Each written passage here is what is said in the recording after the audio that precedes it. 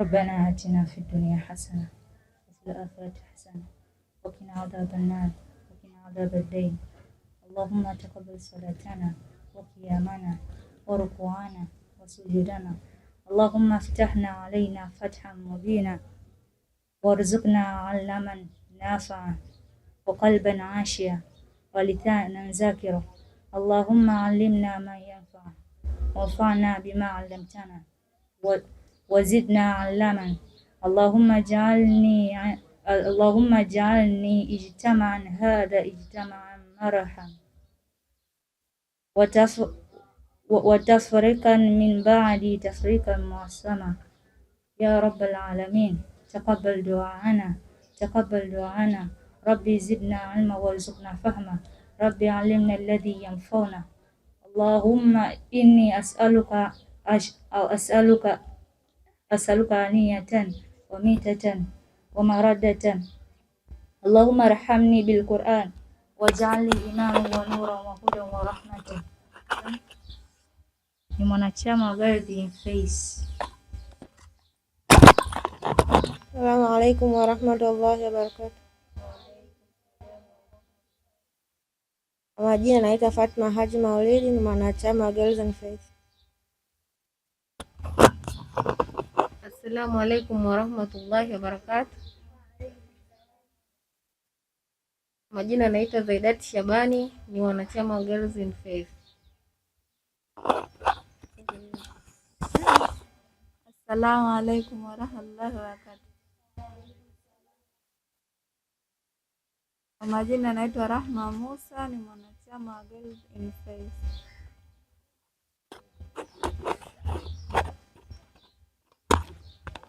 Assalamu alaikum warahmatullahi wabarakatuh. Kwa majina naitwa Mwanaisha Juma, ni mwanachama wa Girls in Faith. Assalamu alaikum warahmatullahi wabarakatuh. Kwa majina naitwa Selma Sultan, ni mwanachama wa Girls in Faith.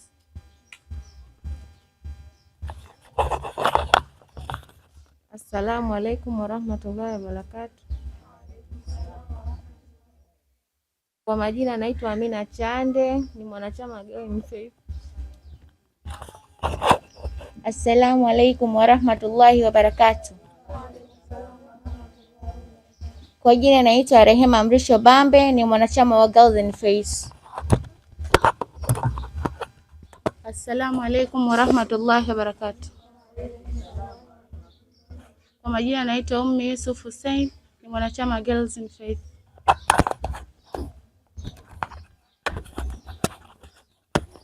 Assalamu alaikum warahmatullahi wabarakatuh. Kwa majina naitwa Amina Nurdin, ni mwanachama wa Girls in Faith.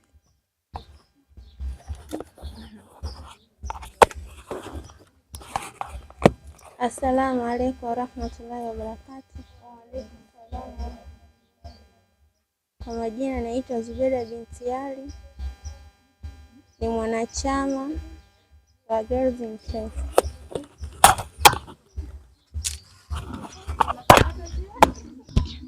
Assalamu alaikum warahmatullahi wabarakatuh.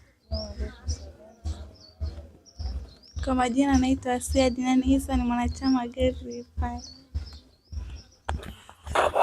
Assalamu alaikum warahmatullahi wabarakatuh. Kwa majina naitwa Swalha Faki, ni mwanachama wa Girls in Faith. Assalamu alaikum warahmatullahi wabarakatuh. Kwa majina naitwa Sada Maulidi, ni mwanachama wa Girls in Faith. Assalamu alaikum warahmatullahi wabarakatuh. Kwa majina naitwa Pili Sudi, ni mwanachama wa Girls in Faith. Assalamu alaikum warahmatullahi wabarakatuh. Kwa majina naitwa Asia Saidi. Assalamu alaikum warahmatullahi wabarakatuh. Kwa majina naitwa Warda Shabani.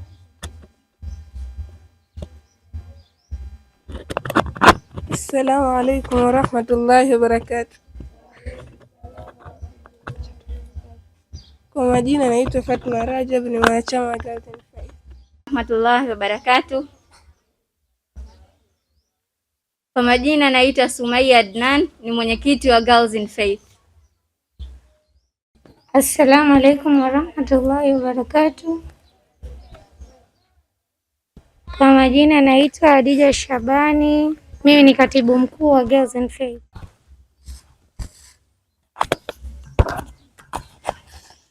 Assalamu alaikum warahmatullahi wabarakatuh. Kwa majina naitwa Mariam Abdallah, ni katibu msaidizi wa Girls in Faith. Assalamu alaikum warahmatullahi wabarakatuh. Kwa majina naitwa Yusra Adnani, ni muhasibu wa Girls in Faith. Assalamu alaikum warahmatullahi wabarakatuh. Kwa majina naitwa Fatma Adnan, ni kiongozi wa nidhamu wa Girls in Faith. Assalamu alaikum warahmatullahi wabarakatuh. Kwa majina naitwa Kulthum Juma, ni afisa habari wa Girls in Faith. Assalamu alaikum warahmatullahi wabarakatuh.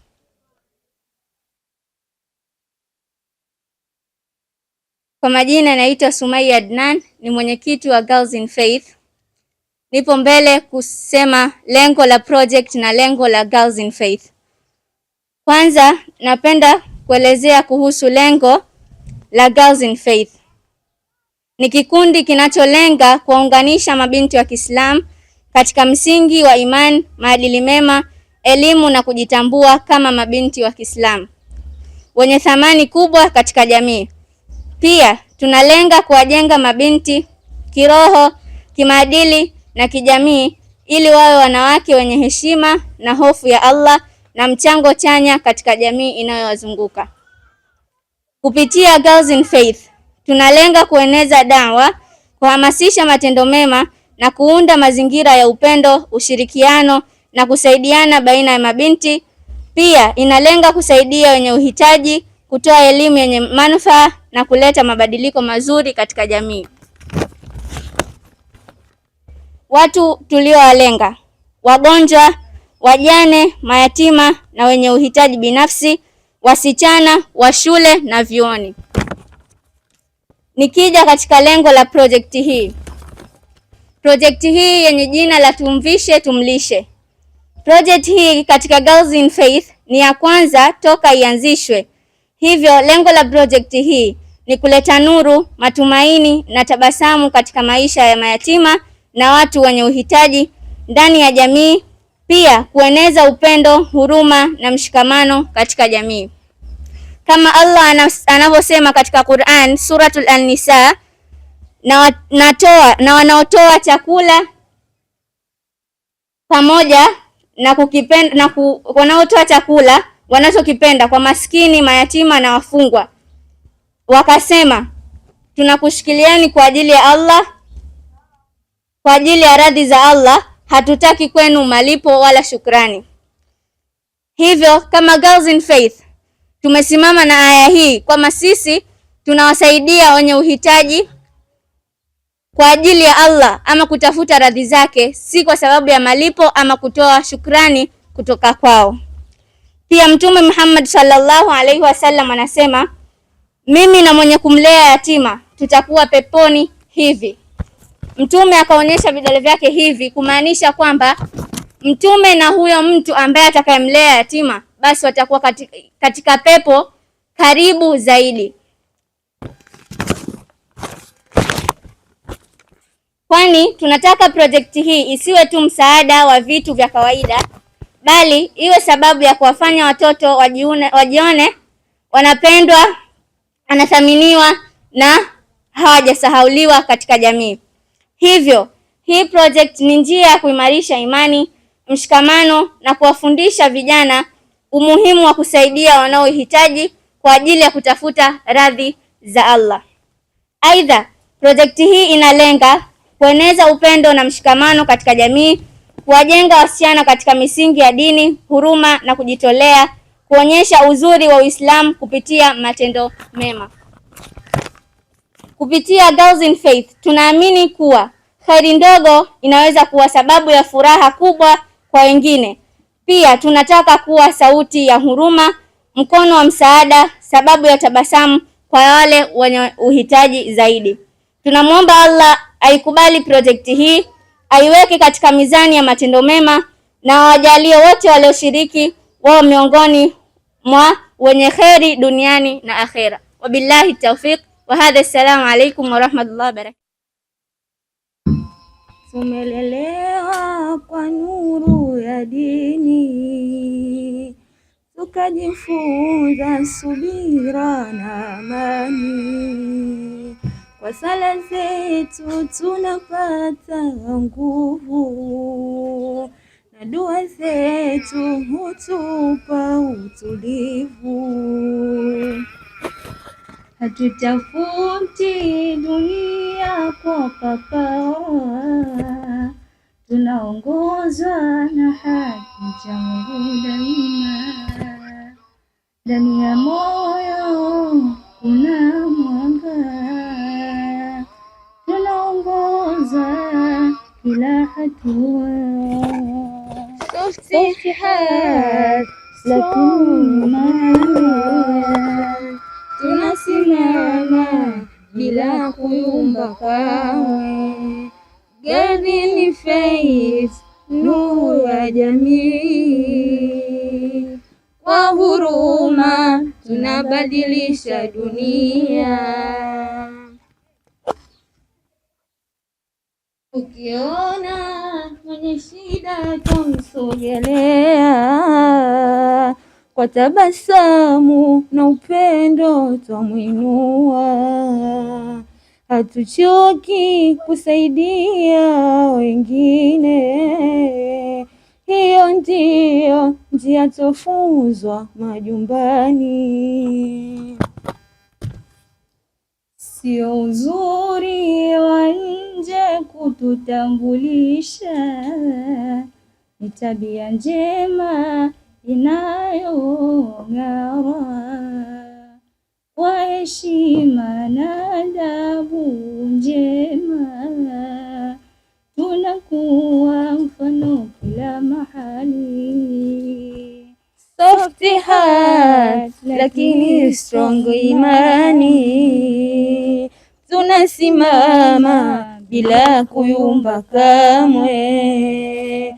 Girls in Faith, nuru ya jamii.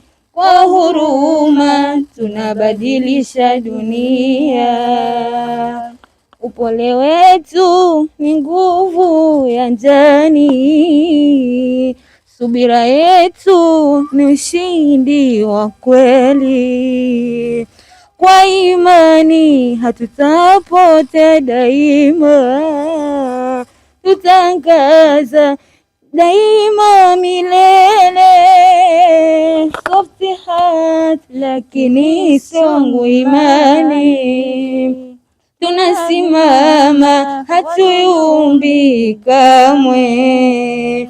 Girls in Faith, nuru ya jamii.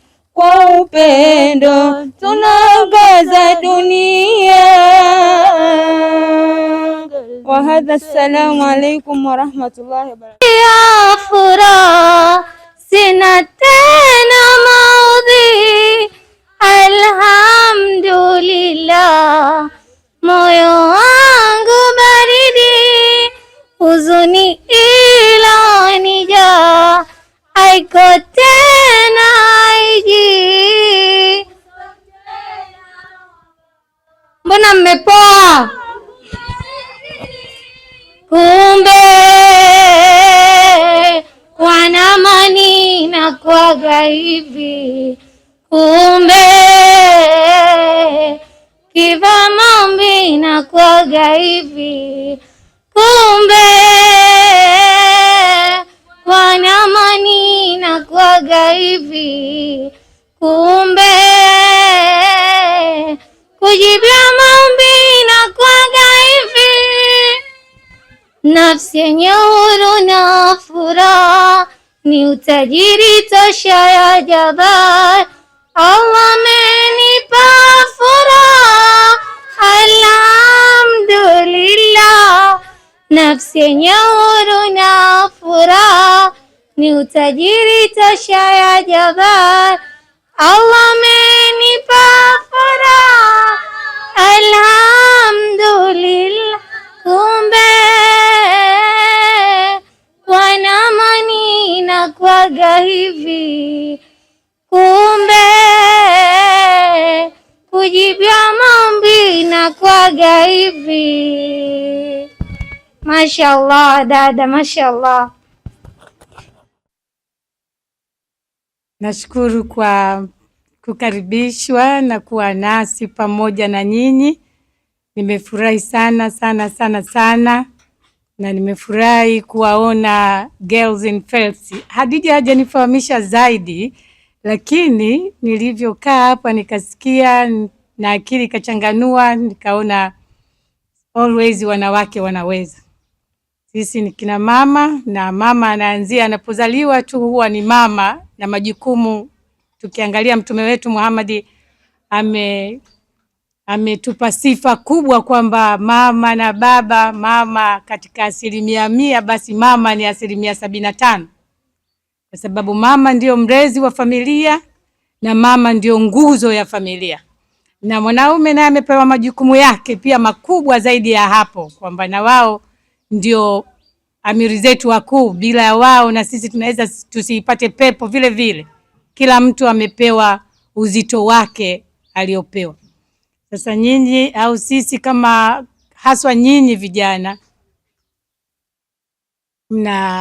mna wajibu mkubwa wa kujifunza, kwa sababu ndio kwanza mnakuwa hamjapambana na dunia, na akili yenu sasa hivi bado changa. Mara nyingi mnakuwa mnafatisha mazingira yale mnayokulia. Unaweza nyumbani bahati nzuri ukatoka katika mazingira ya dini, upendo, uhuru wa kuwa katika mtu wa kujitambua, lakini ukafika shule ukakutana na wenzako ambao hawakulelewa katika malezi ya kibinadamu. Malezi ya kibinadamu tunaona njiani wasichana chungu nzima wanakuwa wakimbilia vigodoro, wanakimbilia mambo ya hatari ambayo mengine ukiangalia, ukiuliza yule anaitwa Ashura, huyo anaitwa Mariam, wako katika jamii ya Kiislamu.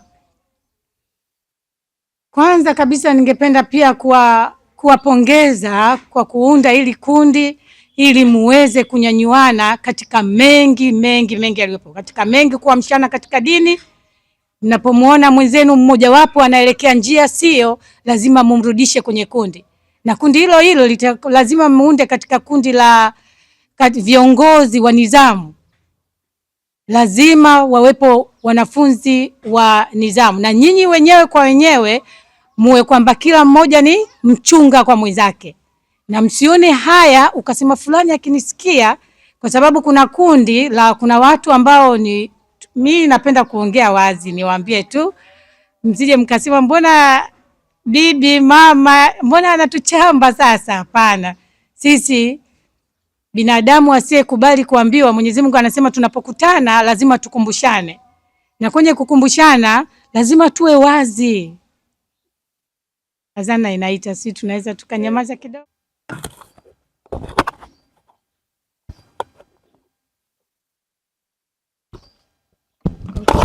My God, sorry.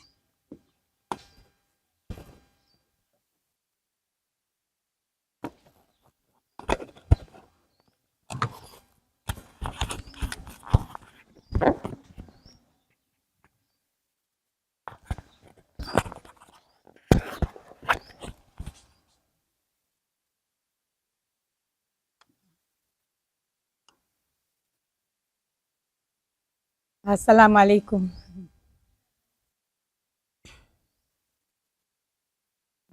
Tupo kwenye kukumbushana kwamba kama nilivyosema awali, nyinyi mnakuwa na mnajifunza. Niliona jambo dogo lingine hapa, ustazi alikuwa anawasalimia, anasema nitasalimia kila dakika kwa sababu salamu ni wajibu, lakini kupokea bahati nzuri wote mkasema ni sunna. Mimi nikaona kidogo, kwa sababu sina elimu ya kutosha, lakini tuko kwenye kukumbushana. Mwenyezi Mungu anatuambia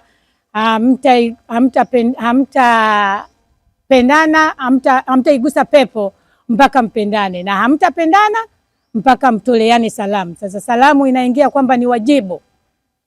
Ukiwa wewe ni Muislamu, unapokuta mwenzako, haijalishi, kwa sababu sasa hivi watu utakuta haswa vijana mnawekeana, tunaita mabifu, sijui huyu aongee na huyu, huyu na huyu, lakini salamu ndio chanzo cha kuitana na kuvutana katika kupendana, ili kesho muipate pepo ya Mwenyezi Mungu.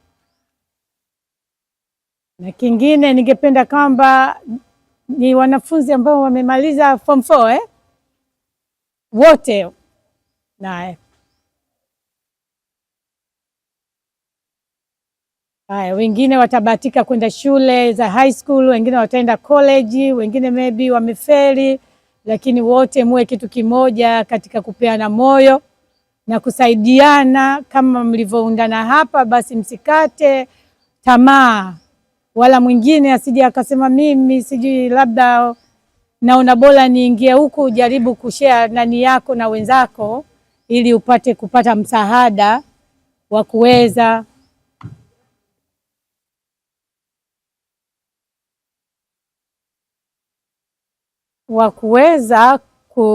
kujitatua au kujikamua katika uzito uliokuwepo. Lakini pia kikubwa zaidi, naomba mshikamane na dini. Kikubwa mshikamane na dini. Dini ndio msingi wa maendeleo katika dunia na akhera. Bila ya dini huwezi kusimama, hata ufanye nini huwezi kusimama katika dini. Dunia ya leo tumeshikwa pabaya. Dunia ya leo tumeshikwa pabaya. Kuna hawa wazungu bado wanaitaka Afrika. Kwao hawana kitu. Kwao hawana chochote, hawana ardhi ya kutosha, hawana kilimo chochote, hawana vitu vyote tulivyopewa sisi na Mwenyezi Mungu. Wao kidogo wamekosa. Na pili, hawaamini kama kuna Mungu. Sasa hivi tunamshukuru Mwenyezi Mungu, kidogo wameanza kuamka, wanaingia makundi kwa makundi kwa Waislamu, lakini wale mabilionea wanasema hawakubali. Na katika nyuzi, kama mnaangalia nyuzi, mnaona dhahiri wanasema hatukubali, tutawavuta makundi kwa makundi. Kuna watu, tuambiane ukweli, tusifichane, kuna watu mpaka dakika hii wanalipwa mitaani, wanalipwa wawavute watoto, wasichana, vijana wa kiume, mamilioni ya mapesa. Mchukue huyu mpe, waite kikundi vya mitaji, lakini mtu akikupa pesa lazima akupe masharti yake, na akikupa masharti lazima utapotea. Ndio pale tunapoambiwa kwamba atakuja Almasih Dajjal. Hayo yote kutokana na Mtume Muhammad sallallahu alaihi wasallam ameshaambiwa dunia itakavyokuwa. Kama tunapoambiwa vaeni nguo mpya, someni dua, sasa hivi hamwezi kuamini kwamba mpaka katika nguo wanatia ushetani. Viatu vyako unavyovaa wanatia ushetani. Kikubwa ni dua kila wakati. Kikubwa wamefanikiwa sasa hivi Tanzania, watoto wa Kiislamu wasisome madrasa. Wanachukua watoto wa shule ya msingi, wanawaanzia saa 2 asubuhi mpaka saa 2 usiku. Kwa maana hiyo wamefanikiwa kutokana, wameweka mfumo Kristo hije kushika hatamu. Unajua mtu akisoma Qur'ani hawezi kuwa mjinga. Huwezi kumuendesha kama gari bovu, atasimama na wewe katika mapigano aina yote. Sasa nyinyi kama vijana, usione aibu mtoto wa jirani ongea na mama yake kwa upendo na kwa utaratibu. Dada, shangazi, mama, hapana, msomeshe mtoto aende madrasa, kuna 1, 2, 3. Sasa hivi dunia iko hivi, lazima mpambane, tupambane sisi kwa sisi. Hii mfumo Kristo wanataka kutuangusha, lakini hawataweza. Lakini sasa wakiwa na watu ambao hawajasoma dini, ni rahisi mno.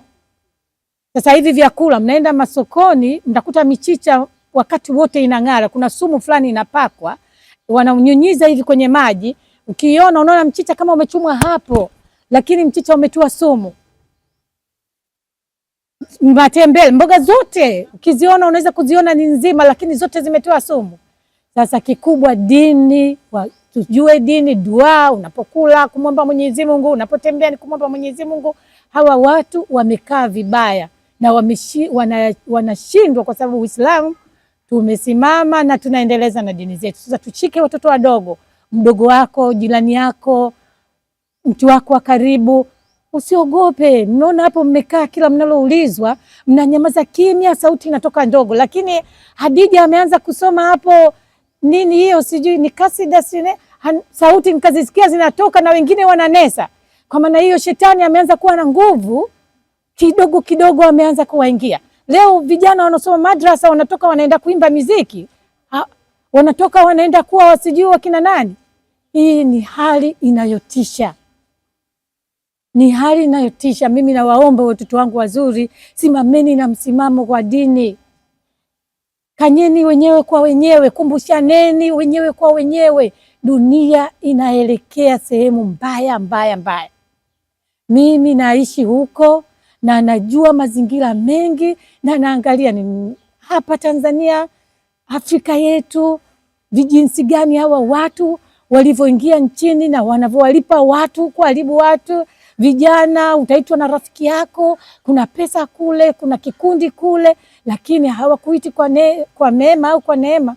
Na wewe kwa sababu bado hujawa strong, haujitambui, unaona kwamba mimi niko sahihi, mzazi atakuita, mzazi atakusema, lakini utamuona mbaya. Na wazazi wa sasa hivi tumechoka kwa sababu watoto mmetupanda vichwani.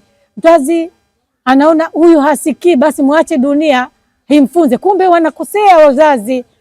Nyinyi sasa mkawakumbushe wazazi, mama unakosea, mimi nimekosea, pambana na mimi. Kesho kaburini mzazi ataulizwa watoto wako, wewe utakuja kumkana baba yako, utamkana mama yako, hakuniambia wakati wamekwambia.